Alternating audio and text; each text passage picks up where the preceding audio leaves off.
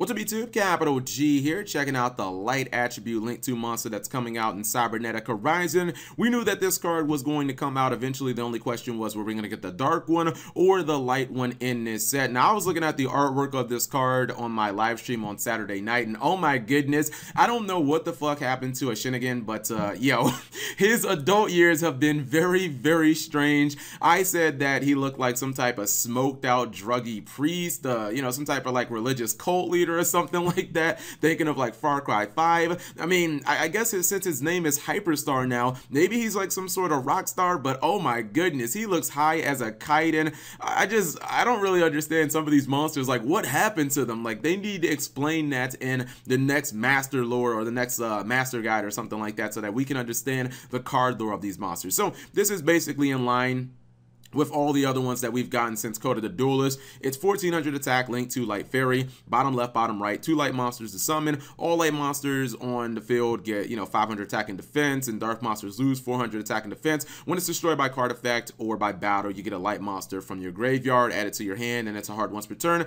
This guy is actually pretty good. I think that the decks that'll probably see the most success with it, and the decks that probably want it the most, are Lightsworn and ABC. I think ABC players are instantly throwing this in their deck even faster than something like Cleave Genius, just because, like, with this card, you don't have to change anything about ABC. And, some ABC players used to play like Destrudo, and if you're like Ancient Fairy Dragon, got Effect Veiler, it would be like really, really bad because you kind of be stuck on it in defense mode, clocking up your extra monster zone. And even though we got Underclock Taker, which, ABC players want to go into, this is just better because it empowers basically all the cards you have to, or all the cards you're running in ABC. The entire archetype is light based, and then if you run other things like, Photon, Thrasher, and, the Silver and Gold Gadget, like, you can use those to go into this as well. You open up 2 zones for, possible 2 ABC Buster Dragons, and then your Buster Dragons get stronger as well. With Lightsworn, I think it's really good because you got Lumina. Lumina can basically turn any monster in your graveyard into an instant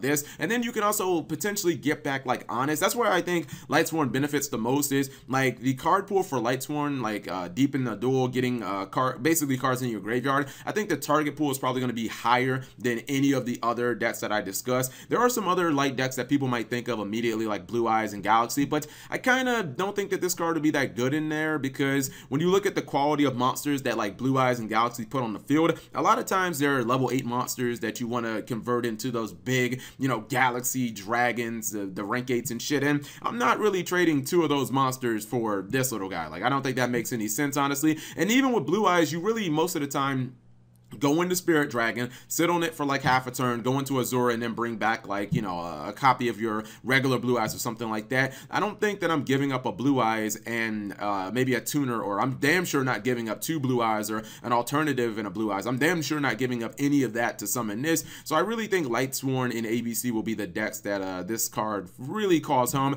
Even some of the other ones like Teller Knights and Boojins, they don't really need the extra monster zone. Like, they only need 1 spot for the most part, especially considering that Altair, kind of cuts off this card, and things like Trevere, you couldn't summon this and then summon Trevere in the same turn. So those decks basically like have better options and whatnot. So you guys let me know what you think of Hyperstar. Also, how many drugs do you think that this card used? I mean, just look at his face. Seriously, tell me that he even remembers his own name when this picture was taken, because I don't think he does. Thank you guys for watching. As always, subscribe if you have not already, turn on that notification bell, and subscribe for daily videos.